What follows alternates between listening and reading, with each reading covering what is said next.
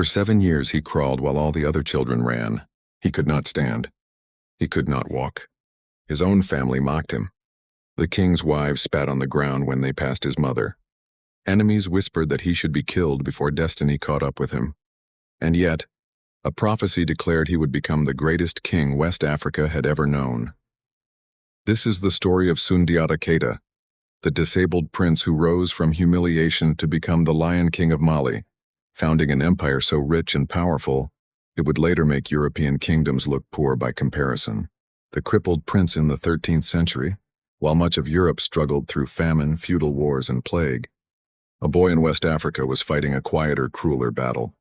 Sundiata was born to Sogolon, a woman mocked for her appearance and blamed for her son's disability. While other children walked and played, Sundiata crawled on the ground, dragging himself forward as laughter followed him. To many, he was a disgrace. To some, a threat, because before his birth, hunters and seers had foretold it. This child, weak in body, would grow to unite kingdoms and rule with unmatched power. At 7 years old, after years of humiliation, Sundiata witnessed the breaking point. His mother went to beg for baobab leaves, a simple request. She was mocked publicly. She returned home in tears. Something awakened in the boy who had never walked. Sundiata demanded an iron staff, so heavy that 3 grown men struggled to lift it. He planted it into the earth, pulled himself up, and for the first time in his life he stood, then he walked. And then, before a stunned crowd, he uprooted an entire baobab tree with his bare hands and laid it at his mother's feet. The laughter stopped. Fear replaced it, exile and the rise of a tyrant terrified by the prophecy now unfolding. Sundiata's own brother drove him into exile, sending assassins after him. For over 10 years, Sundiata wandered across West Africa, homeless, hunted, and learning. He studied leadership. He learned patience, diplomacy, and warfare.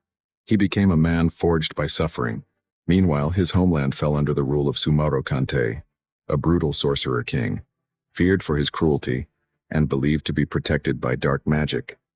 Kingdom after kingdom collapsed before him. Sumaworo seemed invincible. But every tyrant has a weakness. When the time came, Sundiata returned, not as a crippled boy but as a warrior king.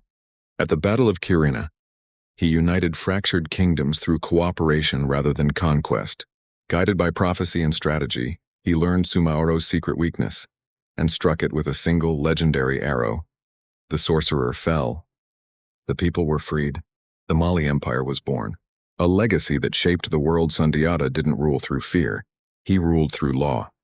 He established the Kurukan Fuga Charter, one of the world's earliest constitutions, guaranteeing justice, human dignity, protection of women, cooperation between clans. The Mali Empire would last over 400 years, dominating trans-Saharan trade, culture, education, and gold. From Sundiata's bloodline would come Mansa Musa, the richest human being in recorded history. For 8 centuries, griots preserved Sundiata's story through oral tradition. And yes, many scholars believe Disney's The Lion King drew inspiration from this ancient African epic.